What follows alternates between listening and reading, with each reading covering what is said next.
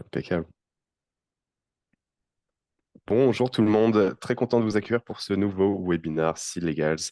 Et ce matin, on a la chance d'accueillir Ilan, cofondateur et CEO de Sovalue. Salut Ilan, Salut Florent, bonjour à tous, enchanté. ça va? La Très forme? bien, enchanté et vraiment ravi de participer à ça. Merci à Cégaz pour l'invitation. Avec plaisir de t'avoir avec nous parce que Sovalue, c'est clairement un acteur assez incontournable sur toute la partie BSPCE et notamment sur les aspects financiers et valorisation des prix d'exercice de BSPCE. On va en parler ce matin notamment parce que la thématique qu'on aborde ensemble avec vous, c'est comment, de manière assez pragmatique, attribuer des BSPCE. Déjà, pourquoi mettre en place une politique de partage du capital, comment le faire, à qui en donner, quelles conditions, et on va aussi parler bien sûr des différentes mécaniques, hein, parce qu'il y en existe plusieurs dans l'actionnariat salarié en termes de mécanique juridique, quels sont les avantages entre les uns et autres outils. Évidemment, les BSPCE, sans spoiler, mais bon, c'est clairement la mécanique la plus utilisée, mais on va voir un peu en détail pourquoi. L'idée, clairement, c'est de pouvoir vous apporter des réponses assez concrètes, assez pragmatiques avec cette thématique et ce webinaire. Et vous avez la chance d'avoir deux experts ce matin à qui vous pouvez poser vos questions. Comme d'habitude, hein, n'hésitez pas à poser vos questions donc pendant qu'on échange avec Ilan. Vous avez le chat pour le faire. Donc, vous avez également sur Zoom une petite icône questions-réponses, là où vous pouvez également poser vos questions. Ce sera l'occasion de pouvoir voir à la fois les questions que vous posez de votre côté, mais bref, sans transition, peut-être pour vous présenter rapidement, donc moi je me présente, je m'appelle Florent Artaud, je suis responsable de l'équipe française ici à Seal Legals et je connais parfaitement les sujets des BSPCE pour avoir travaillé quand même pendant un certain temps sur ces aspects, le partage du capital, à la fois en startup après avoir passé le barreau de Paris. Donc, dans une startup qui s'appelait la Ruche Kiliwi, où j'avais mis ça en place. Donc, j'ai travaillé pendant 3 ans. Ensuite, j'ai créé une structure avec The Family. C'est là où j'ai rencontré Ilan notamment, et qui était spécialisé sur ces aspects de partage du capital et comment aider des startups à mettre en place leur politique de partage du capital, combien donner à qui, sur la base de quels critères, on va en parler un peu ce matin. Également, évidemment, j'avais accompagné donc Spendesk, Trusk, Kimono, avec qui on travaille d'ailleurs toujours avec Sealegal et bien d'autres de sociétés. Et ça, c'est avant justement d'avoir rejoint Sealegal pour lancer le marché français. Sealegal, c'est 150 personnes, hein, en tout, un peu plus dans la société, principalement en Angleterre, en France et en Irlande. Et on accompagne sur des thématiques qui sont à la fois sur la partie stratégique, donc comme combien donner à qui en termes de BSPCE, mais aussi sur la partie juridique avec tous les plans de BSPCE et le juridique nécessaire. Et évidemment, sur la partie financière et valorisation de prix d'exercice de BSPCE, on travaille avec notre partenaire privilégié qui est Sovalue. Je te laisse te présenter en 2 mots, Ilan. Ouais, avec plaisir. Donc il a le CEO de SoValue. Effectivement, avec Florent, c'est entre as The Family, mais avant, j'ai eu une petite bonne expérience aussi en fiscalité et en évaluation financière. Donc, je faisais beaucoup d'ingénierie financière et après, je suis tombé vraiment dans l'écosystème de la tech. The Family a été un peu un tremplin là-dessus. Ça m'a permis du coup d'accompagner un petit peu Florent sur ces sujets d'actionnaire salarié et pour moi ensuite de créer une première entreprise qui était dédiée au secondaire dans la tech, donc le rachat d'actions d'entreprises de la tech. Et en 2022, donc on a vu la crise financière arriver et on s'est dit que c'était le bon moment pour relancer en fait le sujet de la valorisation et en premier lieu sur le prix d'exercice des BSPCE. Car effectivement, c'était un sujet qui était un peu mal abordé avant cette crise financière. On appliquait des décotes un peu forfaitaires. Et heureusement, le marché a changé, la réglementation s'est clarifiée. Et donc, on peut faire les choses proprement maintenant. Donc, d'où l'intérêt de travailler avec ce value. Et effectivement, donc à la fois sur la partie de combien et pourquoi on va mettre en place une logique de partage du capital et on va y venir ensemble. Donc là, on va d'abord aborder cette partie. On va ensuite discuter sur les mécaniques juridiques justement qui existent et pourquoi les BSPCE, c'est clairement l'outil le plus plébiscité par les startups dans l'écosystème tech en France. Après, il y a des équivalents en Angleterre avec les IMIs et autres, mais on va pas avoir non plus une approche comparative. Ça pourrait être un webinaire dédié. Et après avoir parlé un peu de ces aspects mécaniques juridiques et de cette partie un peu plus complexe, on va enchaîner sur les conditions qu'on retrouve souvent. On a d'ailleurs notre baromètre qui sera un peu notre fil rouge Donc, c'est le baromètre Illegals qu'on sort chaque année. Je vous passerai le lien, vous pourrez le télécharger aussi de votre côté pour pouvoir le consulter. Et donc, les conditions qu'on y retrouve, que ce soit du vesting, c'est ce que c'est 4 ans de vesting, 1 an de cliff, etc. On va en parler, mais évidemment, avec ces conditions aussi, le prix d'exercice, c'est quelque chose de clairement important à avoir en tête parce que la possibilité de mettre en place des décodes, c'est pas quelque chose qui existe depuis tout le temps, notamment en France, mais on en reparlera, on y reviendra évidemment avec Ilan tout au long de cet échange. Donc, pour commencer déjà, qu'est-ce qui amène à partager le capital et à intéresser des salariés au capital? Toi, Ilan, de ton côté, quand tu rencontres des startups, c'est quoi vraiment les principales raisons pour lesquelles ils se disent, OK, je vais mettre en place, moi, un partage du capital et intéresser mes salariés? Alors, c'est évidemment pour attirer des talents. C'est le premier objectif en fait des startups. Les startups lèvent des fonds, mais en fait veulent d'abord dédier ces fonds à développer l'entreprise, à recruter des gens talentueux. Mais ils n'ont pas forcément en fait envie de mettre tout en fait ce cash pour payer très cher des gens. Donc en fait, ils proposent souvent des packages où on a un salaire et ensuite du coup de l'equity. Donc, on trouve vraiment ce mécanisme-là plutôt dans les entreprises technologiques. On a moins ce type de mécanisme dans les entreprises traditionnelles parce qu'elles sont peut-être hors des clous des mécanismes de BSPCE, parce qu'effectivement, il y a des conditions d'éligibilité. Mais c'est effectivement l'esprit, c'est vraiment d'attirer des gens et aussi de les retenir. Donc, l'equity, c'est quand même du long terme. Donc c'est très utile pour aligner les gens, les retenir sur la durée et que tout le monde soit sur le même bateau pour avancer et être drivé par la performance, quoi. Ouais, on l'observe souvent, hein. C'est donc évidemment, comme tu viens de le souligner, donc l'attractivité par rapport à une logique de compétitivité, surtout quand on est une startup jeune, qu'on n'a pas forcément la trésorerie nécessaire à pouvoir payer des salaires de marché assez élevés, avec des profils et des talents clés pour l'activité qui est celle de la startup. Comment les attirer? Bah, il y a quand même la possibilité de pouvoir les attirer avec cet intéressement capital, avec l'idée de pouvoir rejoindre un projet assez jeune, d'avoir du capital. Et donc, qui dit un projet assez jeune dit une valorisation relativement intéressante, en tout cas plus faible que si on rejoint le projet quand il a explosé. Et en vue justement de la perspective que le projet explose et que l'accroissement de valeur et la valorisation soit décuplé. Et c'est ça tout l'intérêt capitalistique, notamment avec les BSPCE, ou même en général au capital. C'est aussi pour ça qu'on parle souvent de l'alignement des intérêts. Bon, c'est une théorie, hein, évidemment, mais qui peut intéresser justement ceux qui nous écoutent. C'est-à-dire que l'alignement des intérêts, ça permet d'aligner les parties prenantes, parce qu'ils sont tous intéressés au capital, et ces parties prenantes sont les équipes fondatrices, donc les cofondateurs et cofondatrices. Il y a les investisseurs aussi. Les investisseurs, la logique, c'est pareil. Ils investissent à un prix et une valo de 10 en vue de revendre à une valo de 100 et de gagner, d'avoir un retour sur investissement de 90. Et ben, si on intéresse les salariés, eux aussi, sont intéressés sur cet accroissement de valeur. Donc, clairement, ça rejoint un peu cette idée. Après, forcément, c'est une théorie de l'alignement des intérêts, mais ça y participe, je pense. Et d'ailleurs, dans notre baromètre Sillegals, donc de cette année qui était sur 2023, euh, on voit les raisons pour lesquelles les startups partagent leur capital. Et de manière assez intéressante, c'est que 52% seulement, en fait, c'est pour attirer des talents. Après, il faut revenir ici aussi la perspective, le profil des personnes qui ont répondu à ce baromètre. Donc, on a plusieurs centaines, hein, de personnes qui ont répondu, que ce soit entrepreneurs, mais aussi des salariés. Mais sur la partie entrepreneur, c'est des sociétés relativement jeunes. C'est des sociétés de profil des répondants, donc c'est principalement pré-seed, seed, un petit peu de série A, un petit peu de série B. Et d'ailleurs, on l'a fait évidemment avec SoValue ce baromètre.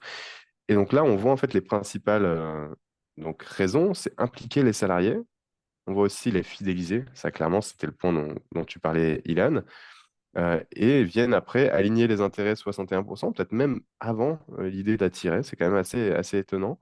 Je sais pas ce que tu en penses, toi. Qu'est-ce que ça te dit de voir ces différentes raisons? Ouais, c'est intéressant. Moi, j'aurais mis intuitivement attirer des talents en un parce que on ne trouve pas ces mécanismes partout, c'est ce que je disais avant. Mais récompenser les salariés, c'est intéressant parce que ça fait appel à un sujet en fait, combien on va toucher in fine de ces BSPCE. Et pour le coup, c'est vraiment un sujet qui n'est pas clair pour les salariés, pour les bénéficiaires. D'où la complexité aussi, un petit peu de pédagogique en tout cas, euh, d'explication aux bénéficiaires, qui parfois mettent beaucoup de temps aussi à signer d'ailleurs leurs attributions. Donc c'est assez marrant parce qu'en fait, il y a parfois presque en fait un réflexe de peur ou de suspicion des bénéficiaires quand ils vont recevoir leur package. Mais effectivement, c'est vrai que c'est marrant de voir que c'est récompensé qui arrive quasiment en tête, alors que au final, personne n'a une véritable idée de combien en fait ça va leur rapporter dans la poche dans 4, 5 ans, etc., etc. Ça, c'est un point, mais vraiment, tu mets le doigt dessus et qui est hyper intéressant parce que il y a eu aussi beaucoup de BSPCE bashing, si on peut dire, en tout cas du fait que, ok, très bien, c'est des promesses de donner des BSPCE et ça rejoint un peu la raison de pourquoi on attire, enfin, non, lapsus, mais pourquoi on intéresse les salariés au capital. Euh, Alors que on peut dire, bah oui, je te paye peut-être pas le prix de marché, ça permet de payer des salaires peut-être un peu moins élevés, comme tu l'as dit, et c'est effectivement des raisons qui peuvent conduire à donner du capital, surtout pour des projets, des startups, comme on se l'est dit. Mais bon, derrière, si en fait ça ne se monétise jamais, et ben en fait on vend du vent quelque part. Et donc on vend une promesse qui ne se réalise pas. Et donc il y avait des articles qui avaient été écrits, que ce soit dans Le Monde, que ce soit aussi dans les Échos ou dans d'autres médias, mais en fait qui étaient à challenger un petit peu cette question du partage du capital, à dire mais ok, très bien, les startups, c'est sympa de partager du capital en peut-être faisant des promesses, en disant bah oui, je vais faire de vous des millionnaires salariés si vous rejoignez le projet. Très bien, ça c'est l'hypothèse la plus optimiste. Mais effectivement, statistiquement, si on prend les projets et les startups, il y a plus de chances que les BSPCE ne valent pas grand-chose, voire rien, que des BSPCE ou du partage du capital qui vont rendre millionnaires. Mais je pense que c'est une vision assez biaisée parce que c'est une vision qui prend pas tellement en compte en fait le risque qui est pris quand on rejoint une startup. Le partage du capital contribue à rejoindre un projet, mais c'est pas la seule raison. La seule raison, ce serait un peu bizarre de se dire, OK, c'est parce que j'ai une partage du capital que je rejoins une startup. Non, c'est parce que il y a un intérêt sur la vision. Et donc ça, c'est quelque chose d'important pour vous hein, en tant qu'entrepreneur. C'est clairement la vision du projet, l'ambition, le secteur, le sens que ces gens peuvent donner et y mêler avec la mission qui est celle de votre entreprise. Le fait que, bah, évidemment, vous payez quand même des salaires relativement intéressants, parce que si vous payez au SMIC, ah, ok, mais je te donne beaucoup de BSPCE ou en tout cas une belle contrepartie, non, ça pourra créer des frustrations futures. Donc, c'est cet équilibre-là. Et les BSPCE, c'est une des composantes et une donc des raisons. Donc, c'est une composante du package dans une startup, mais c'est une des raisons parmi d'autres qui attire des talents. C'est peut-être ça hein, qui peut expliquer le fait qu'on ait un 52% en termes de réponse. On verra l'année prochaine ce que nous donnera notre Ouais, baromètre c'est en termes vrai. de tendance. Mais bon, C'est c'est- peut-être. c'est vrai. Et je pense qu'effectivement, donc 2024 a été une année phare dans le changement du régime finalement, et surtout comment on price un prix d'exercice. Euh, Et, et c'est vrai que avant 2024, beaucoup mettaient des prix d'exercice qui étaient 100% donc, survalorisés, ce qui ne permettait pas finalement aux bénéficiaires de faire vraiment une plus-value à la sortie, ou en tout cas qui rendait les chances de faire une plus-value à la sortie plus compliquées. Alors qu'en fait, enfin, faut bien comprendre que les BSPCE, c'est pas une invention française, hein. On n'a rien inventé. Le même mécanisme existe parfaitement à l'identique aux États-Unis depuis longtemps. Et aux États-Unis, on se pose plus de questions sur la capacité en fait des bénéficiaires à devenir des millionnaires ou à devenir en tout cas à avoir de la valeur en tout cas in fine pour ceux qui les Après, ont. c'est parce qu'il y a des exemples concrets aussi aux États-Unis, plus qu'il y en a en Europe et notamment en France, sur des sociétés qui ont réussi ben, à entrer en bourse, à être vendues à des centaines de millions d'euros. Et ce qui fait qu'en fait, dans ce cadre d'opération, ça permet de pouvoir redistribuer la valeur et donc récompenser les salariés qui sont restés Exactement. là, Ouais. qui les fidéliser. Donc, c'est là où on a la monétisation avec justement un impact et ce qu'on appelle le game changer avec tous les anglicismes qu'on utilise, mais ce qui change la vie parce qu'effectivement, on est salarié, on touche notre salaire très bien et on est plutôt dans des conditions favorables en tout cas. Je le souhaite aux salariés s'il y en a qui nous écoutent, mais bref. si demain on prend 500 000 ou 1 million d'euros grâce à la vente des BSPCE, donc des actions qui sont issues des BSPCE, bah oui, là, c'est quand même quelque chose qui est significatif et qui a un petit changement de vie. Et c'est un exemple qui est souvent utilisé pour la France, hein. C'est donc le créateur du think tank Galion Project, Jean-Baptiste Rudel, qui est CEO Ouais, et fondateur de Criteo. Et lui, justement, il se targue d'avoir permis à des salariés de devenir millionnaires avec l'entrée en bourse, c'était en 2013, c'est vrai. de Criteo, bon, qui est entré en bourse aux États-Unis d'ailleurs, mais bon, fermons la parenthèse. Mais c'est un exemple. Et peut-être que ça participe au fait qu'on n'ait pas suffisamment encore d'exemples en France, et en termes de maturité, de connaissance des outils, même si quand même c'est vachement mieux, hein. Donc quand on était, enfin moi je me souviens à La Roche-Guyon en 2015, les BSPCE, c'était encore plus flou, encore plus complexe, encore moins compris avec une absence de liquidité ou d'exemples de vente de boîtes que ce qu'on a aujourd'hui avec pas mal d'exemples. Quand même, en France, on a Trendline, on a d'autres qui avaient été rachetés, Captain Train qui a été racheté. Enfin bref, il y a pas mal d'exemples comme ça qu'on peut donner. Mais bref, je t'ai coupé là-dessus, mais je pense que ça y participe. Et après, le régime, comme tu le dis, des BSPCE, la réglementation, ça contribue et c'est d'autant plus favorable. C'est là où tu voulais en venir, c'est ça, pardon, je t'ai Oui, coupé. oui, tout à fait. Non, c'est ça. Et c'est-à-dire que c'est plus que du papier maintenant. Effectivement, tout est aligné pour que ce soit un mécanisme qui soit vraiment efficace et qui fasse du sens. Alors, après, évidemment, après la vie des boîtes, c'est la vie des boîtes. Mais il n'y a pas de raison, en tout cas, que maintenant, il n'y a plus aucune raison pour que les bénéficiaires soient vraiment lésés par le mécanisme en lui-même. Après, encore une fois, communication et ne pas survendre, vous aussi, un conseil en termes de communication quand vous êtes à communiquer sur votre plan de BSPCE et de partage du C'est ça. capital, à dire, bah oui, forcément, vous allez devenir millionnaire parce que je vous donne des BSPCE. Attention à ce que vous dites. Utilisez des projections, faites des choses rationnelles, en cohérence avec votre stratégie, vos financements. Et tout ça, c'est pas des choses qui sortent du chapeau, hein. C'est des choses que vous devez planifier. Et de toute façon, je pense que vous êtes assez au courant. Et en tout cas, il y a des personnes qui peuvent vous accompagner. Vous en avez deux en face de vous aujourd'hui. Mais pour Et revenir là sur, par contre, la mécanique, peut-être que tu as un point que tu veux aborder, mais là, j'allais non, dire non, justement alors, sur les différentes vas-y. mécaniques qui Hmm. existent, parce qu'on parle beaucoup de BSPCE, et comme si c'était que la seule mécanique à utiliser, mais il en existe d'autres. Euh, Est-ce que tu peux nous en dire un petit peu plus là-dessus, Bien justement, sûr. sur les différentes mécaniques Alors, enfin, déjà pour un petit rappel, évidemment, les BSPCE, on peut les attribuer à des salariés ou à des mandataires sociaux, euh, euh, président, directeur général? président, directeur général, etc. Donc ça, c'est un peu la limite pour des sociétés qui ont moins de 15 ans. Bon, ce sera le cas de la plupart d'entre vous. Et effectivement, si on veut en fait partager le capital aussi avec des personnes qui ne sont pas salariées, qui sont typiquement des freelances ou autres, d'autres mécanismes existent, donc on parle souvent des BSA. Euh, mais on compare souvent pour des salariés en tout cas, les BSPCE et des AGA, donc ce sont des actions gratuites. Euh, les actions gratuites, donc là pour le coup, il n'y a pas de limite enfin, d'âge d'entreprise, donc il n'y a pas ces fameux 15 ans. C'est pour ça qu'on va retrouver plus ces mécanismes-là pour du coup des entreprises plus matures. Mais les actions gratuites, en fait, eux, ont un désavantage fiscal, c'est que vous allez devoir donc, elles sont gratuites. Donc, pour le coup, il n'y a pas de prix d'exercice. Donc, en tout cas, le salarié ne va pas payer ses actions en soi. Ce sera vraiment parfaitement gratuit. Donc, comme c'est gratuit, c'est traité fiscalement comme un avantage, comme un salaire, donc du coup, qui est soumis à des cotisations sociales.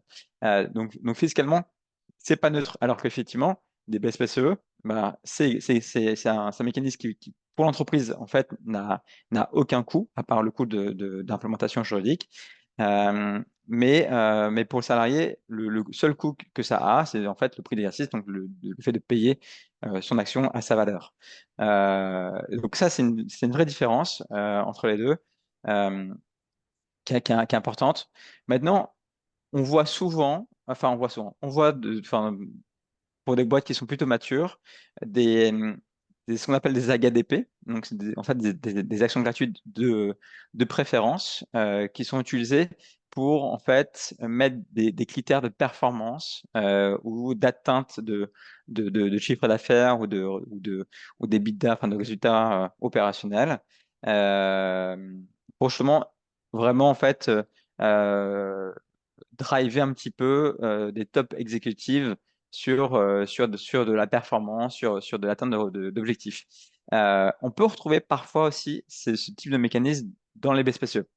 Il faut savoir que les BSPCE, on parle souvent en fait de conditions de réalisation qui sont liées en fait au temps passé. Donc on parle de vesting.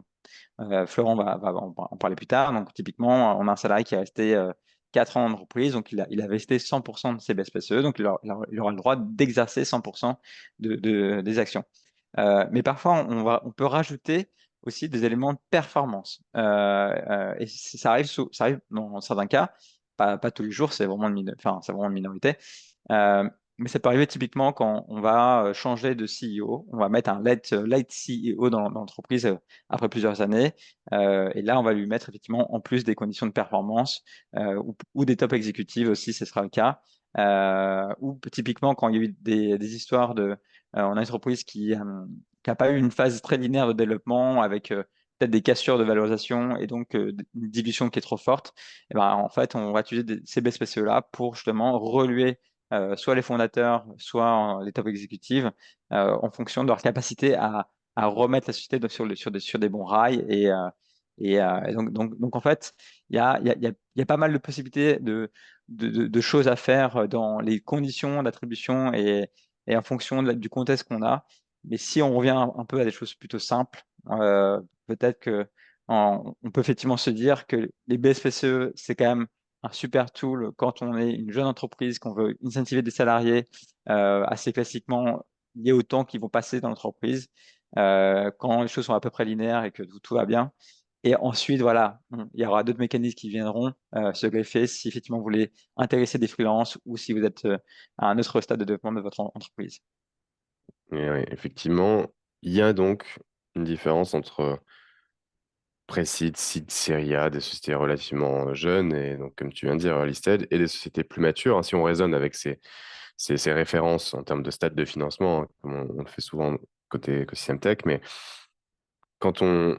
aussi en fonction des profils, tu l'as dit, hein, c'est-à-dire que si on veut, par exemple, intéresser un nouveau CEO d'une société qui est une société qui a, je sais pas, qui a 10 ans, qui est à son quatrième tour de financement, donc mettons en série C, et qui est valorisé plusieurs centaines de millions, bah, peut-être que oui, là, il y aura des logiques quand même avec de la performance, évidemment, qui vont être mis en place, comme tu l'as dit, sur atteinte de chiffre d'affaires, des bidas, peu importe.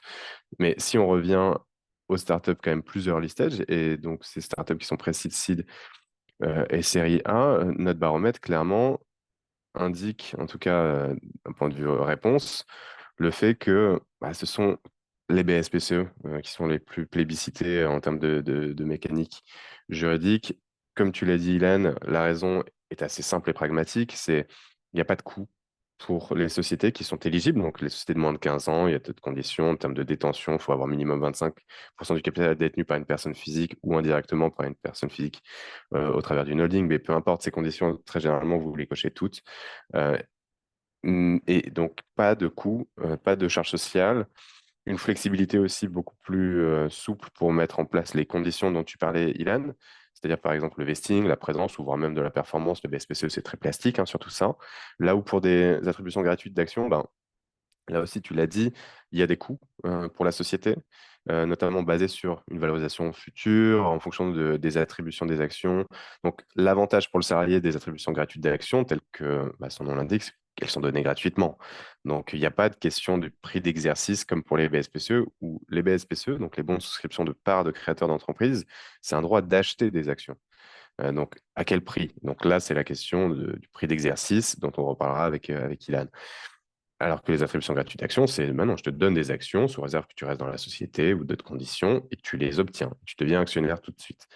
Euh, Là, vous voyez aussi 2% pour les stock options. Stock options, pourquoi c'est encore moins utilisé que les attributions gratuites d'actions? Pour une simple et bonne raison, c'est que les stock options, la mécanique est exactement la même que les BSPCE. C'est un droit d'acheter des actions avec un prix d'exercice.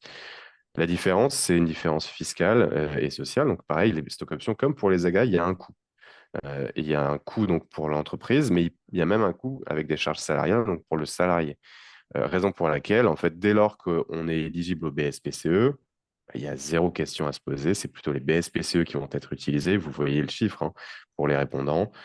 Versus les stock options, c'est bah, si dans le cas où on n'est pas éligible au BSPCE, on peut peut-être pas attribuer d'attribution gratuite d'action, parce qu'une des conditions des attributions gratuites d'action, c'est aussi, notamment pour des fondateurs, fondatrices, si on veut attribuer des attributions gratuites en plus, peut-être plus tard, on ne peut pas en attribuer à des personnes qui ont plus de 10% du capital de la société. Il y a cette limite aussi à avoir en tête. Donc Ouais, peut-être on pourrait passer sur des stock options. Mais vous voyez l'idée en termes d'attribution. Et là, on voit BSPCE, AGA, stock options. On ne parle pas des bons de souscription d'actions dont tu parlais, Ilan, pour des freelances, parce que c'est pour les salariés, ce baromètre. Et donc, on n'avait pas mis cette composante freelance, ou en tout cas conseil externe, advisor, à qui on pourrait donner des BSA. Mais c'est la logique d'un BSA, c'est pareil, c'est un droit d'acheter des actions. Donc ça rejoint en termes de mécanique euh, ce que sont les stock options et ce que sont les BSPCE. Et comme tu l'as justement dit, Ilan, c'est pas quelque chose qu'on a inventé nous, hein, c'est quelque chose qui sont quand même inspirés des pratiques anglo-saxonnes et notamment des États-Unis, qu'on a importé ici dans l'arsenal juridique qui est celui dont on bénéficie pour justement répondre aux besoins de fidéliser, d'attirer des talents, de partager la valeur dont on a parlé. Le dernier point là, peut-être, et après on peut passer sur les autres aspects, sur les conditions dont tu parlais, et tu commençais à parler, Ilan, attaché ouais. donc principalement au BSPCE, mais le plan de participation et résultats, là, on n'est pas sur une logique d'actionnaire salarié. C'est plus une logique de plan d'épargne d'entreprise où on partage, de toute façon, quand on dépasse les 50 salariés, on est obligé de mettre en place des plans de participation et d'intéressement. Et ça, c'est un peu une logique de 13e mois. Mais souvent, quand on est une stop, déjà, bon, il faut atteindre encore ces 50 salariés pour être obligé de le mettre. Rien ne n'empêche de pouvoir le mettre avant, hein, évidemment. Mais souvent, bah, ça touche notre PNL et ça touche notre trésorerie, hein. Donc, ce qui veut dire qu'il y a un coût d'un point de vue de trésor avec verser un 13e mois, là où le partage du capital, bah, on est sur du long terme. Et donc, on voit la différence. L'un et l'autre ne sont pas du tout alternatifs, forcément. Ça peut être cumulatif, mais vous voyez un petit peu la différence, en tout cas, j'espère.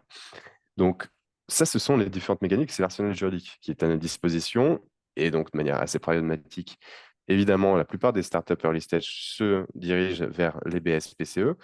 Et donc, ensuite, se pose la question de mais combien tu vas réserver de pourcentage de capital au sein de ta société. Et d'ailleurs, ça, on voit ici, on a tendance à dire bah, c'est entre 5 et 10% très souvent. Et donc, vous voyez, c'est typiquement là où on se situe pour la majorité, en tout cas, des entreprises et des répondants. Mais plus on va monter peut-être en maturité, plus on va avoir un besoin de pourcentage du capital aussi important. Toi, Ouais, d'ailleurs, qui accompagne des boîtes, Ilan, ouais, plus ouais, effectivement, matures, nous, on accompagne des boîtes plus matures, enfin un peu plus matures. Après, on a vous avez du seed 30% à la de série C, seed, quoi. Ouais. 30% de seed, 30% de série A, à peu près 20% de série B et le reste au-dessus. Euh, donc, du coup, effectivement, on voit bien, déjà, il y a une vraie différence entre la France et les États-Unis sur le pourcentage d'attribution des pools de BSPCE. On est plus sur une vision assez linéaire, en fait, quelle que soit la maturité finalement, où les boîtes on va dire, de série A ou B sont autour des 10%, et quand on arrive à la série F, on est toujours autour des 10%. Mais ça change un petit peu. Aux États-Unis, c'est un peu différent. Effectivement, ça change en fonction de la maturité. Aux États-Unis, effectivement, ça démarre à 10% en seed, mais ça peut aller assez vite à 20, voire 25% même parfois du capital. Donc, ils ont vraiment une autre approche, mais du coup, qui est beaucoup plus liée au fait que c'est combiné quand même avec la négociation sur le package. Et évidemment, on comprend bien que c'est logique dans le sens où la prise de risque en série D, elle n'est pas la même qu'en seed. Donc en fait, on va avoir des gens qui seront plutôt intéressés d'avoir des BSPCE en fait à ce stade de maturité, parce qu'on va leur faire comprendre qu'effectivement il y a moins de risques pour eux, que ça ne valent absolument rien à la fin. Et tout le contraire en vrai. Donc c'est ça aussi la logique. Et je pense qu'en France, ça commence un peu à bouger. Nous, on voit de plus en plus chez nos clients des poules même à 15%. Et c'est vraiment quelque chose qu'on voit venir. Après, ça reste, je pense, une discussion qui est un peu concomitante avec une levée de fonds, hein. C'est-à-dire qu'on met un prix de l'action de sa levée, je sais pas, en seed. Donc, on a un prix par action seed avec les investisseurs, mais qui est calculé en fonction du pool de BCC qu'on va attribuer. Donc, c'est vraiment une discussion, une négo qu'il faut avoir, sachant que c'est pas parce que les États-Unis font comme ça que nous aussi, il faut qu'on fasse pareil. Même si c'est souvent le cas. Parce qu'on n'est pas sur le même marché, enfin, théoriquement. Euh, on espère avoir des boîtes qui sont multinationales et qui travaillent aux États-Unis et partout. Mais néanmoins, on a quand même pas mal de boîtes, même des startups, qui vont rester peut-être en Europe ou qui vont pas traverser l'Atlantique. Et donc, du coup, mécaniquement, le risque pour un investisseur n'est pas le même. Et donc, du coup, l'impact de la digestion n'est pas identique. Mais voilà, en gros, c'est ce qu'on observe chez nous. Donc, décalage en termes de géographie, évidemment, mais pour se recentrer sur la France, ce pourcentage de capital, évidemment, basé sur ce que tu viens d'expliquer, Ilan, c'est pertinent de l'avoir en tête. Ensuite, c'est aussi, et de manière très, encore une fois, pragmatique et concrète, hein, pour revenir sur l'objectif de ce webinaire, en fonction, ça dépend vraiment de vos besoins de recrutement. Et donc, typiquement, pour une société seed qui va euh, chercher un CTO euh, pour prendre en main justement l'ensemble des équipes dev, parce qu'il y avait peut-être un lead dev qui était déjà là, qui avait fait au début, ou peut-être un des cofondateurs, qui était lui avec des connaissances tech qui ont permis d'arriver à ce stade. Mais maintenant, il faut recruter un profil quand même assez capé sur cette partie développement en vue de l'ambition qui est la vôtre. Peut-être que ce CTO va coûter relativement cher d'un point de vue salaire. Donc, il faut s'aligner quand même à un certain prix. On peut peut-être pas être au niveau du prix de marché. Donc, en contrepartie, on va donner du capital. Et peut-être du capital, on va donner peut-être 2-3% à cette personne. C'est peut-être de la négo à ce moment-là. Et donc, là, de 3%, forcément, si on a l'ensemble des collaborateurs peut-être à intéresser, d'ailleurs, ça c'est aussi une question, est-ce qu'on intéresse tous les collaborateurs ou on intéresse qu'une partie des collaborateurs? Ça dépend de la culture de l'entreprise. Il y a une tendance quand même assez large pour intéresser la totalité des collaborateurs pour des startups, mais encore une fois, ça dépend vraiment de votre logique, vous, de culture d'entreprise, de mission, de comment vous voyez cet outil aussi, qui est celui du partage du capital. Mais pour revenir donc à ce CTO qu'on recrute avec 2 ou 3% du capital, si on anticipe aussi, on a une quinzaine de personnes à intéresser parce qu'on veut tous les intéresser. Combien donner à qui? Typiquement, nous, si les gars, je vous accompagne là-dessus pour pouvoir déterminer votre stratégie de politique d'attribution et de trouver des critères objectifs permettant justement de construire votre politique d'être au clair là-dessus. Mais là, vous allez peut-être être donc dans une fourchette plus haute qui est vers les 10%. Là où si en fait vous n'aviez pas ce recrutement stratégique qui vous coûte quand même 2 à 3 et que vous avez bon, du coup les collaborateurs intéressés, vous serez peut-être dans une logique à être entre 5 et 7%, ça dépend. Mais à quel point vous aussi vous voulez être généreux à la fois par rapport à ce qui se fait, par rapport aussi à vos besoins de recrutement, aux personnes qui sont déjà présentes. Peut-être qu'il y a des personnes qui sont aussi présentes depuis un moment où vous n'avez pas intéressé au capital et vous voulez donner du coup une sorte de prime d'ancienneté, en tout cas les remercier sur le temps qui est passé. Il y a plein de façons de pouvoir voir les choses. Et donc ça va conduire forcément à avoir en tête le pourcentage du capital à réserver, Ouais. sachant que oui, on a le sacro-saint 5 à 10% du capital entre précide et décide. Mais ça revient à ce que tu dis C'est- aussi, Ilan, sur les ouais, tendances qui peuvent évoluer. Sachant que c'est pas un exercice qui est all-in, dans le sens où quand on crée un Mm. pool de BSPCE, c'est un pool qui est valable pendant un certain temps, 18 mois typiquement, et vous pouvez faire plusieurs attributions différentes à des moments différents dans ces 18 mois, et ensuite, à la fin de ces 18 mois, recréer un nouveau pool, etc., etc. Et pareil pour les attributions à des salariés ou à des gens qui vont rentrer au capital, enfin, qui vont rentrer dans la société que vous recrutez. Vous pouvez faire plusieurs attributions tous les ans.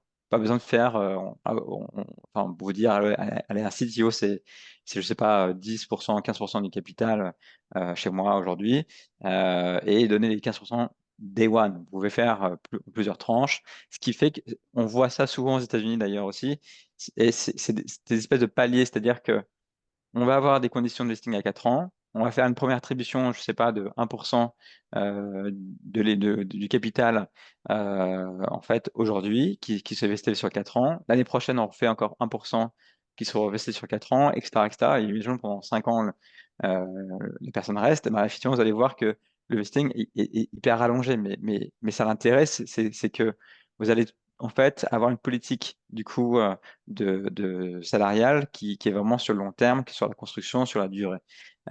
Et donc, c'est pas un exercice all-in. Faut vraiment le voir comme ça. C'est parce que vous prenez 10% du capital qu'il faut tout allouer en fait tout de Non, suite. certainement pas. Oui, c'est un Certainement bon pas. Et point. puis en plus, de toute façon, vous allez lever des fonds. Les fonds, c'est pour recruter, je sais pas, 50 personnes, 20 personnes, 10 personnes. Et donc, du coup, le recrutement ne va pas se faire en fait en un mois ou deux. Ça va se faire sur les 12 prochains mois. Donc, du coup, forcément, il faut penser à plusieurs en fait, tranches d'allocation. Ouais. Et anticiper, c'est un point très juste. Donc, ce recrutement avec le pourcentage du capital que vous avez, sachant qu'il va, comme tu viens de très justement de le dire, Ilan, il va évoluer. Donc, plus tard, vous pourrez quand même l'augmenter. Il y a pas de problème là-dessus, hein. De toute façon, comment vous allez faire pour pouvoir l'augmenter si besoin? Bah, de la même manière dont vous l'avez mis en place peut-être au début, c'est des décisions d'associés. Très souvent aussi, ce qui touche au capital fait partie des prérogatives du comité stratégique, du board, qui est lui prévu dans le pacte d'associés, et donc demande à ce qu'il y ait un accord préalable du board, et peut-être que ça demande aussi à avoir donc l'accord des investisseurs. Ça dépend ce qui est prévu dans votre pacte d'associés, ce qui aura été négocié à l'occasion de votre levée de fonds, le cas échéant. Mais en gros, on passe par des décisions des associés, on passe par un accord du board, le cas échéant, et ensuite on définit, ben voilà, on réserve ce pourcentage du capital, et après, vous allez définir les règles qui sont les règles à suivre sur combien donner à qui, comment construire en gros,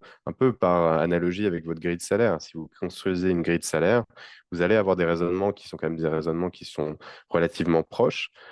Là où il y a quand même une différence fondamentale, c'est qu'on ne donne pas du salaire, là, on donne du capital et il faut éviter toute confusion aussi entre le salaire et le capital. On est sur des logiques très différentes et vous le comprenez pourquoi, hein. Ben, c'est pas liquide, les BSPCE. Il y a une composante éducative et pédagogique importante parce que c'est aussi, peut-être qu'on ne le dit pas suffisamment, la communication est clé, clairement, dans la mise en place des plans de BSPCE auprès de vos salariés. On en parlait un petit peu au début, à dire, vous faites pas de fausses promesses, ou en tout cas des promesses sur la comète, des plans sur la comète avec je te rendrai millionnaire si tu me rejoins et que je te donne 2% de BSPCE. Euh, et donc cette communication, forcément, ça veut dire quoi? Ça veut dire que vous aussi, c'est du temps un peu passé de votre côté pour éduquer. Et souvent aussi, le biais, en tout cas, le biais que moi j'avais eu à l'époque quand j'expliquais tout ça à la Roche dans la startup, c'est une startup série B et on avait 130 personnes au pic. Et c'était, ben, je voulais vraiment aller dans le détail des explications, mais sauf que c'est complexe comme sujet. Et donc, en fait, euh, ben, en voulant donner trop de détails, on perd les gens. Donc, il y a aussi cette logique de vouloir simplifier, de vulgariser et de les aider. Après, il y a beaucoup mettre à disposition des centres de connaissances sur leur Notion. Et vous pouvez utiliser d'ailleurs tous nos articles, Seed Legals ou même SoValue qui peuvent participer à éclairer un peu ça. Vous en espérez faire des copier-coller ou renvoyer nos articles. C'est le but pour vous aider à communiquer bien sur cette partie. Euh, Là, on parlait vraiment ouais, sur combien on va réserver de pourcentage du capital, sur la stratégie, combien donner à qui. Mais ensuite, une fois qu'on a déterminé tout ça, donc le pourcentage, bon, le pourquoi, maintenant le pourcentage du capital en fonction des différents critères dont on a parlé. Maintenant, on sait plus ou moins qu'on va réserver, allez, 5-10%, mettons 10%. On va se dire, OK, on va donner à tant de personnes, à tous les collaborateurs, on a le plan de recrutement, on a les règles qui sont aussi assez claires. Maintenant, on vient les conditions, parce que tu en parlais, Ilan, l'idée, c'est pas de dire je te donne 100 BSPCE là tout de suite, je te les attribue, et bravo, bah, tu les as et tu peux les exercer maintenant, tu vas Mm. pouvoir devenir actionnaire. Euh, non, on a des conditions, donc ces conditions de présence dans l'entreprise, voire des conditions de performance, ou bien potentiellement les deux. Mais donc ça, c'est les conditions de vesting, très souvent qu'on observe. Et là-dedans, très souvent, le standard, c'est 4 ans de vesting. Donc, il faut rester 4 ans dans la société avec 1 an de cliff. Qu'est-ce que tu penses, toi, de ce standard qu'on observe? Ouais, c'est effectivement, c'est le bon standard. On l'observe vraiment partout pour le coup. Un non-cliff, c'est quoi? C'est que le vesting, en fait, on peut vester tous les jours. Donc, on peut avoir genre un vesting journalier, mais c'est ce qui n'arrive quasiment, enfin, ce qui n'est Ouais, jamais, c'est en plutôt fait, par mois, ouais. exactement. C'est plutôt mensuel ou trimestriel. Mais en vrai, en fait, faut juste avoir conscience quand même que les conditions contractuelles des BSPCE, vous avez une entière liberté. Vous pouvez mettre ce que vous voulez. Vous pouvez mettre zéro cliff. Et le cliff, c'est donc la période pour laquelle, en fait, il y aura pas du tout de vesting entre la date d'attribution et un an, enfin, et plus 12 mois, quoi. Alors qu'à partir de 12 mois, c'est-à-dire ils ont investi, si on a investi de 4 ans, à partir de 12 mois, ils ont investi 25%. Et ensuite, c'est tous les trimestres, tous les mois, en fonction de ce que vous avez prévu dans le plan de règlement. Donc, effectivement, en général, ce qu'on voit, c'est ça. Les gens préfèrent. Enfin, il y a pas d'arbitrage vraiment. Il n'y a pas de mauvais choix entre mensuel ou trimestriel. Euh, Mensuel, c'est mieux pour le salarié parce qu'effectivement, s'il part, je sais pas, le 15 mars, bah, en fait, il aura quand même vesté 2 mois et demi versus rien du tout si c'était trimestriel. Parce que du coup, c'est le 31 mars qu'il aurait vesté ses 3 premiers mois de l'année. Donc, c'est évidemment avantageux. Maintenant, il y a aussi enfin, donc ça, c'est quelque chose il n'y a pas de il y a pas de bonne réponse, mais voilà. Euh, Après, il y a aussi d'autres choses qu'il faut avoir en tête. C'est typiquement la question assez classique. Moi, j'ai des bases PCE. Je quitte mon entreprise. Combien de temps j'ai pour les exercer? Donc, j'en ai vesté, je sais pas, à la moitié. Et combien de temps j'ai pour les exercer? Quand on quitte l'entreprise, en fait, on a une période de temps, enfin une durée, ouais, un délai pour les exercer. Sinon, ils sont perdus.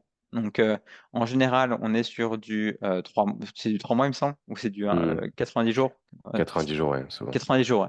C'est Donc, le standard.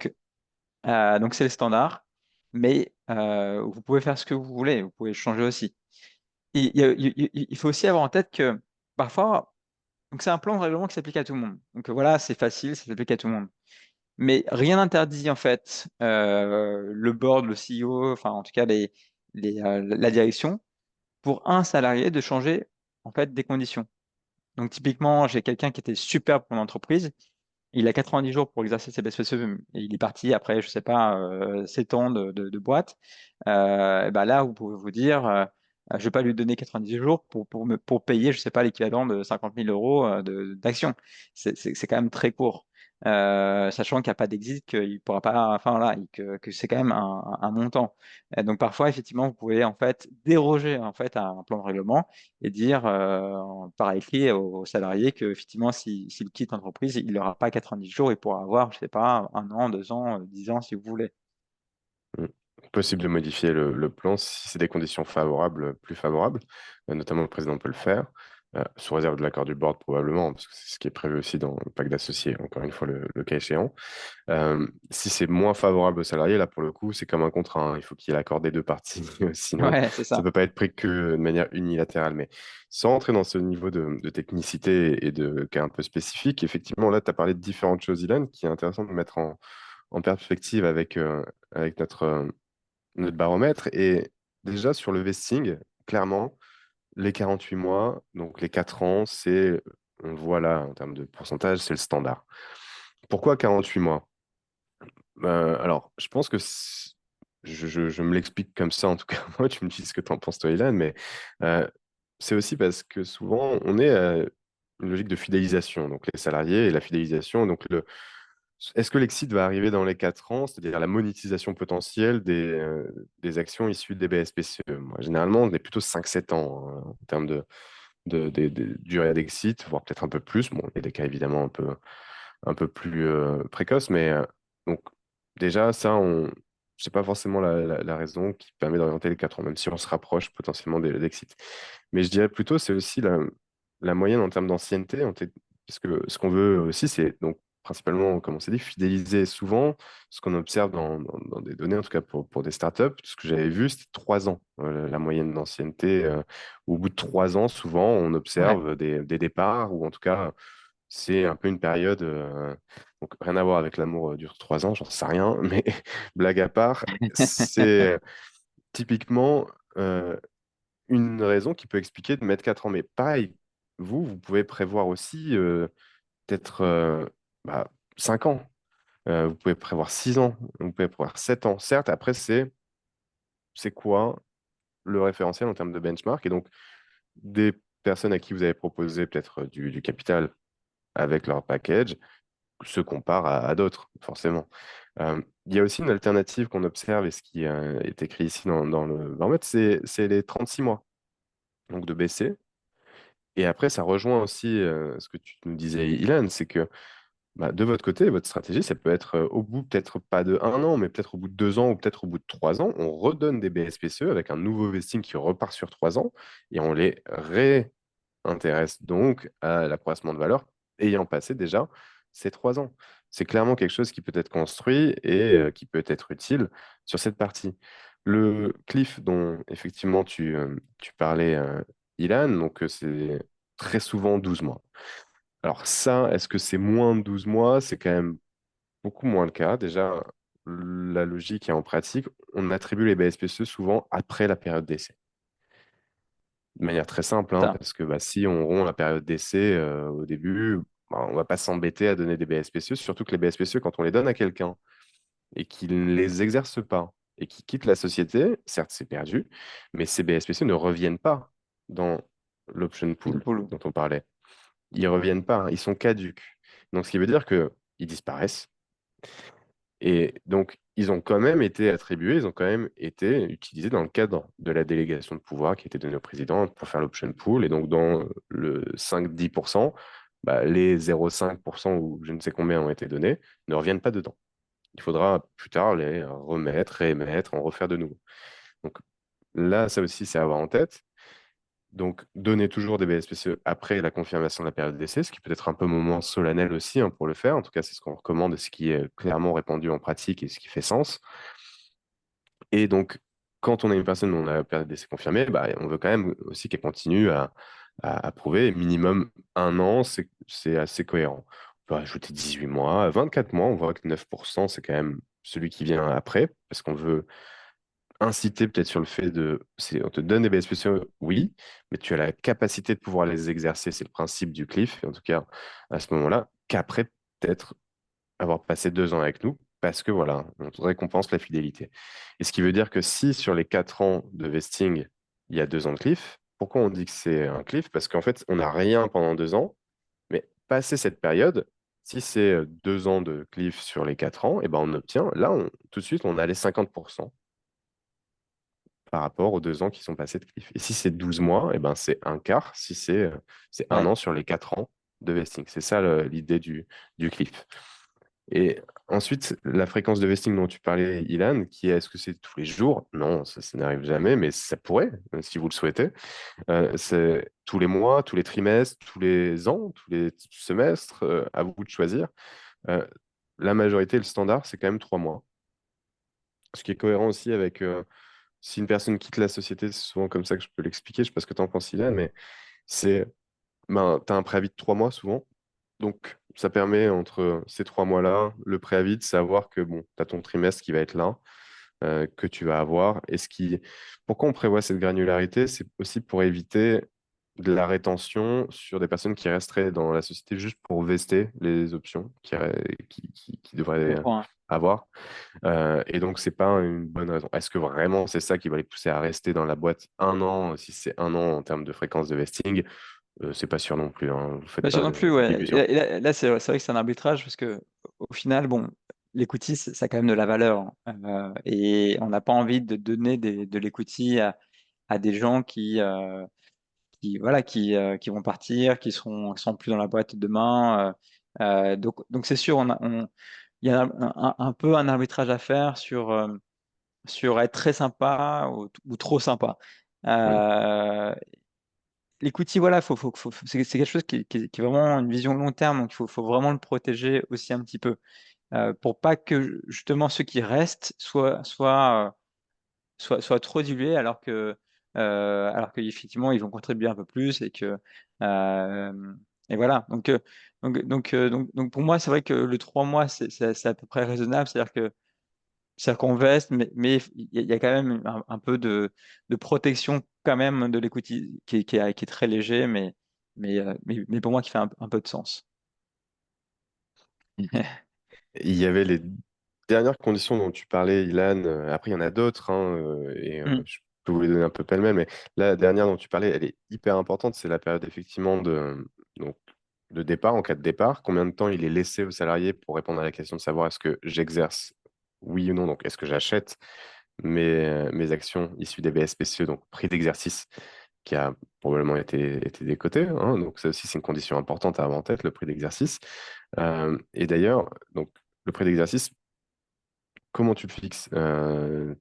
Ouais, donc effectivement, donc ça c'est un peu la nouveauté, c'est que pendant des années, on avait beaucoup de conseils et de gens qui ne valorisaient pas spécifiquement le prix d'exercice. Donc souvent la pratique était de s'aligner sur le prix de la dernière levée de fonds. Donc j'ai fait une levée de fonds de seed, je sais pas, de 2 millions d'euros à un prix de l'action seed à 10 euros. Bah, du coup, les BSPCE étaient à un prix d'exercice de 10 euros. Aujourd'hui, c'est plus le cas. En tout cas, enfin, ça a été confirmé De donc moins en dans moins, les, en tout cas, en termes de de moins en pratique, moins. ouais. Il y a toujours des réticents, toujours des résistants. Mais aujourd'hui, en fait, l'administration fiscale recommande de faire des valorisations financières objectives pour déterminer le prix d'exercice à la juste valeur.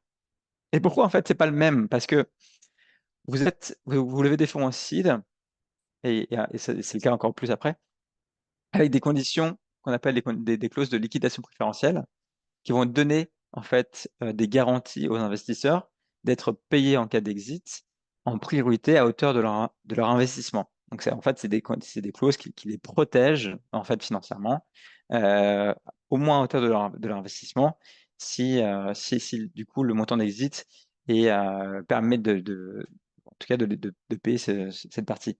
Ce qui fait qu'effectivement, si effectivement, je ne sais pas, pour vous donner un exemple concret, si j'ai une entreprise qui est valorisée aujourd'hui, enfin qui a levé des fonds à hauteur de 10 millions, donc les investisseurs ont une clause de garantie de liquidation préférentielle qui les protège à hauteur jusqu'à 10 millions en tout cas pour être payés eux en priorité. Et que, in fine, l'entreprise fait un exit de 5 millions, et ben en fait, les investisseurs vont recevoir 5 millions et tous les autres, zéro. Donc, c'est juste pour vous schématiser, même si c'est un peu plus complexe. Et donc effectivement, ce sont des clauses qui mettent un risque financier assez important sur ceux qui vont avoir des actions ordinaires, comme les fondateurs, mais aussi comme ceux qui ont des BSPCE et qui peuvent les exercer dedans. Donc, compte tenu de ce risque financier qui est plus important, ce qu'on appelle du coup le waterfall, finalement l'application de la liquidation préférentielle, eh bien en fait, le prix ne peut pas être identique. Parce que quand on lève 10 euros de l'action seed aujourd'hui, ça ne veut pas dire que toutes mes actions de mon entreprise valent 10 euros. Parce que mes actions ordinaires n'ont pas les mêmes garanties. Donc effectivement, nous, ce qu'on fait, bah, c'est qu'on calcule précisément le prix d'une action ordinaire. Et donc, tout ça, ça veut dire quoi? C'est-à-dire que quand une entreprise, en fait, fait un seed à 10 euros l'action, l'entreprise ne vaut pas 10 euros fois le nombre total d'actions. L'entreprise vaut 10 euros fois le nombre total d'actions seed, plus X euros fois le nombre d'actions ordinaires. Mais les X euros, on ne sait pas ce que ça vaut. Donc, du coup, le but du jeu, c'est de le déterminer. Et une fois qu'on a déterminé ça, bah, on a le prix d'exercice des best PCE. Il faut savoir qu'en moyenne, sans rentrer dans le détail du calcul, en moyenne, on a des décotes qui sont proches des 50% à partir de 6 quand on a la liquidation préférentielle. Donc, ça donnerait 5 euros là, à payer en coût d'exercice Exactement, contre les 10 euros. Donc, ce qui est exactement, d'autant plus intéressant pour les salariés. exactement. Après, c'est une moyenne, tout dépend de l'equity story, tout dépend de la dilution, tout dépend de comment, de la Bien levée de sûr, fonds. ça dépend de votre cas. S'il y a une liquidation préférentielle, comme tu viens de le dire, avec les conditions. Si Ouais. vous n'en avez pas, si vous n'avez pas fait d'opération de financement, bah, comment faire? Bah, là, on calcule la juste valeur de la société. Tu appliques d'autres méthodologies, toi, avec SoValue pour ça? Euh, Oui, effectivement, donc si on n'a pas de liquidation préférentielle, on va juste calculer, en fait, on a deux décotes qu'on calcule en général quand on a la liquidation préférentielle. C'est la décote qui est liée à l'écart de valeur entre les préférences et les ordinaires. Et ensuite, on va appliquer une décote d'illiquidité. Quand du coup, on n'a pas de la liquidation préférentielle, on applique uniquement la décote d'illiquidité qui est autour des 30% en fonction du coup du secteur, de l'industrie, etc. bon, après, là, c'est la Donc, méthodologie que toi, tu vas appliquer ouais, avec, et avec SoValue. c'est ça. Et donc effectivement, c'est pas neutre, 30% de décote ou 50% de décote versus zéro, bah, c'est pas neutre. Et c'est ça qui fait que pendant des années, on a bâché un peu les best en disant ça rapporte rien, ça rapporte rien. Mais in fine, si on applique les bons, le bon prix à l'attribution, et ben en fait, finalement, le risque, il est quand même diminué parce qu'on part de la bonne base. Donc ça, C'est c'est très plus de important. chances que ça vale quelque chose. Après, encore Ouais, faut-il demain qu'il y ait des acheteurs en face. C'est la question de la liquidité parce que ça reste des actions et bien ça, c'est sûr. vrai et pour vous, les fondateurs, et pour les investisseurs, et donc évidemment pour les salariés. On va peut-être pas rentrer dans le détail effectivement Non, de la mais complexité des méthodologies. Tu veux ajouter un juste un dernier point point, parce ouais, que juste ouais, vas-y. un dernier point, effectivement, il reste 5 minutes, mais on a souvent la question de, mais est-ce que mettre un prix DSC trop bas, ou enfin en tout cas décoté, a un impact pour les investisseurs en termes de dilution, etc. En fait, ça n'a aucun impact. Ça ne change même pas du tout leur vie parce que on fait un plan d'attribution, on va dire, eh bien, le CTO, typiquement, on va lui donner, on va lui faire des BSPCE où il aura droit à 50 actions. Et bien, 50 actions, c'est une dilution qui est fixe et qui ne dépend pas du prix. Donc l'impact, il est vraiment zéro. Donc faut vraiment se déculpabiliser. Et en France, on adore se culpabiliser par rapport à l'argent. Et eux, ils vont payer moins cher et les autres vont payer plus cher. Mais en fait, on s'en fout total. Il faut vraiment se déculpabiliser. Il faut garder la culture américaine. C'est du win-win pour tout le monde. Faisons pas du lose-lose comme on a l'habitude de faire en France. C'est vraiment un win-win. Et faut vraiment être cool là-dessus et parler aux investisseurs Ouais, faut sans se prendre la tête. être pragmatique sur ces aspects comme avec le reste. Donc, quand on espère, en tout cas, vous avoir apporté suffisamment d'informations, il y a d'autres éléments dont on aurait pu parler, que ce soit effectivement donc, comment vendre les BSPCE, dans les cas de liquidité. Vous avez compris un petit peu les éléments, hein. Il faut qu'il y ait évidemment des acheteurs, c'est le cas d'exit ou peut-être levée de fonds. Est-ce qu'il y a la clause d'accélération? C'est des éléments qui font peut-être un peu débat, mais bref, on ne va pas rentrer dans le débat tout de suite. Il y a un tas de sujets qui est intéressant parce que c'est un sujet quand même assez profond, hein, qui mêle à la fois du juridique, du financier, de la fiscalité, de la stratégie RH et opérationnelle. Donc, tout ce mélange-là rend le sujet d'autant plus passionnant et intéressant. En tout cas, je le trouve, et je pense que toi aussi, Yann. Euh, Ouais. si vous avez des questions, c'est le moment. Est-ce que vous avez des questions pour Ilan et moi pour répondre peut-être à des cas qui sont les vôtres ou des situations auxquelles vous faites face? En tout cas, si vous avez des questions, vous voulez échanger là, sur la base de ce qu'on s'est dit, n'hésitez pas à prendre rendez-vous. Je vous mets dans le chat. Je vous ai mis d'ailleurs dans le chat le lien pour télécharger le baromètre. Pareil, si vous voulez discuter avec nos experts, vous pouvez côté site légal. J'ai mis le lien. Merci Philippe. Ben, merci Merci à, Philippe. à toi aussi, avec plaisir. Il y a une question de Mikita. Est-ce qu'il faut mieux avoir une valo basse ou haute pour commencer les BSPCE? Donc, je te Ouais, laisse répondre. je pense que enfin, en vrai, c'est pas vraiment la question. Faut pas se poser cette question.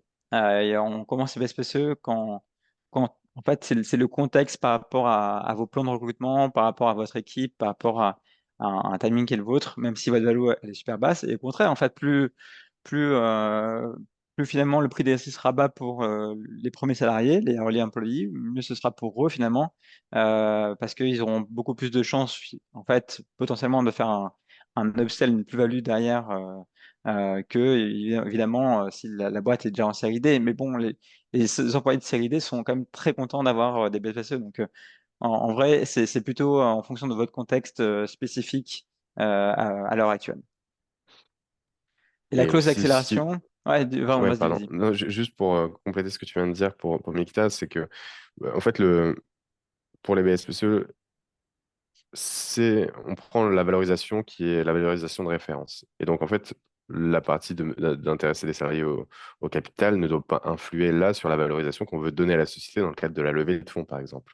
On va fixer la valorisation qui est négociée à ce moment. Mettons, on fait un seed, on négocie cette valo. C'est cette valorisation qui va être intéressante à négocier, sans forcément que la partie BSPCE influe à quelque façon que ce soit sur ce point. On fixe cette valo, c'est une valo de référence. Et là, après, se pose la question, est-ce qu'on colle à cette valo ou est-ce qu'on y applique une décote? Ça revient à ce que tu expliquais, Ilan. Voilà, je voulais juste compléter sur cette partie. Et effectivement, Philippe pose la question de la clause d'accélération. Tu veux y aller, Ilan? Ouais, du coup, c'est une question qui est très large. Dans cette question, il y a plein de questions, mais donc, qu'est-ce que c'est une clause d'accélération? C'est une clause qui permet finalement d'accélérer le vesting. Donc, je ne sais pas, j'ai mis un vesting à 4 ans et je dis, je vais mettre une clause d'accélération qui va permettre, dans certains cas, dans certains contextes, d'accélérer ce vesting. Euh, C'est souvent une revente de la boîte qui va déclencher là, la clause d'accélération. ouais, exactement. Donc, du coup, effectivement, Je sais pas mesurer si je le vois beaucoup ça ou pas. Je regarde pas en détail, je devrais peut-être le faire plus.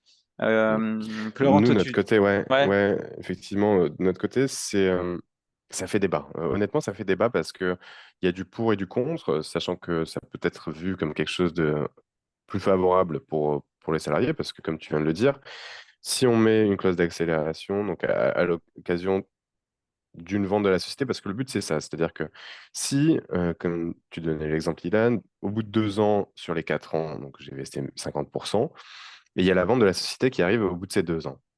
Bah, qu'est-ce qu'on fait des BSPCE que j'ai pas acquis? S'il n'y a pas de clause d'accélération, bah, je vais continuer moi à les vester avec le nouvel acquéreur qui aura acheté la société, parce que lui, il va remettre des nouveaux BSPCE ou je n'en sais rien. Mais en tout cas, je continuerai à vester les BSPCE qui sont là. Et si je pars à ce moment-là, eh ben, je ne peux pas exercer la totalité, je peux exercer que les 50 que j'ai acquis avec mon vesting.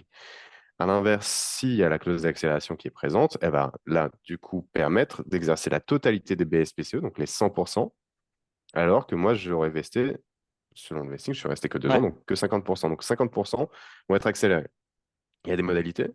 On peut mettre, d'ailleurs, c'est une modalité qu'on peut choisir sur Seed Legals. Vous pouvez choisir de dire, mais OK, je prévois ça, mais je le prévois uniquement pour des salariés qui sont restés, qui ont une ancienneté d'au moins 1 ou 2 ans. C'est-à-dire les salariés qui ne sont pas là depuis au moins 1 an n'ont pas l'accélération, au moins 2 ans n'ont pas cette accélération. Est-ce que l'accélération aussi, elle est de 100%?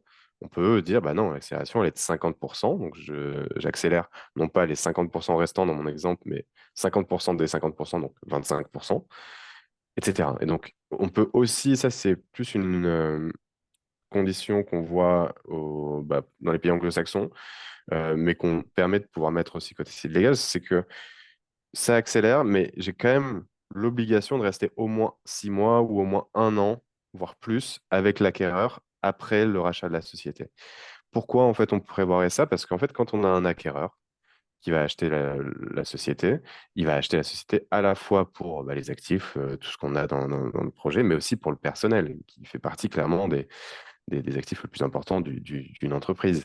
Donc si tout le monde a l'accélération qui arrive là et tout le monde est donc peut vendre leurs actions à l'occasion de cette opération, peut-être que ça va jouer aussi dans la valorisation, dans la négo avec l'acquéreur sur lui. Il dit, OK, mais il y a tout le monde qui prend là un chèque grâce à la vente hum, avec les accélérations de tout le monde. Donc peut-être je vais l'acheter à un prix moins élevé ou je vais mettre ça dans la balance, etc. Ce qui fait que bon, on peut prendre cette deuxième condition qu'on mettrait dans l'accélération, ou alors souvent des sociétés disent non, non, moi j'accélère pas, et c'est au moment du rachat de la société ou dans ce cas-là que se posera la question de savoir est-ce que oui, j'accélère pour certains cas, et on se le réserve dans ce cadre de l'opération. Et donc on ne le prévoit pas. Donc il n'y a pas vraiment de vérité absolue là-dessus. Et si par contre vous prévoyez une accélération, souvent celle qui est prévue c'est 100%. Et ce qui est bienvenu, c'est de prévoir au moins la condition d'ancienneté pour cette clause d'accélération. J'espère que c'est une réponse claire pour toi, Philippe. En tout cas, super. on a dépassé le temps qui nous était imparti pour ce webinaire. Mais en tout cas, c'était toujours un plaisir d'échanger avec toi, Ilan, sur ce sujet. Et merci encore pour ton temps. Et Pareil. merci évidemment à vous pour votre participation et votre temps également. On espère que ça vous a été utile. En tout cas, vous pouvez le voir et le revoir sur notre chaîne YouTube Seed Legals France. Également, vous pourrez retrouver ces éléments et ces vidéos sur notre blog, sur le site. La moindre question que vous avez, vous voulez échanger un peu sur comment on peut vous accompagner, Seed Legals et SoValue, vous avez le lien qui est ici, que je vous ai mis en commentaire. Pareil avec le baromètre, n'hésitez pas à le télécharger. Mais en tout cas, d'ici là, passez une bonne journée. Merci, Lan. Bonne journée à toi. Merci. Salut tout le monde. Salut. Salut tout le monde. Ciao. Bye bye.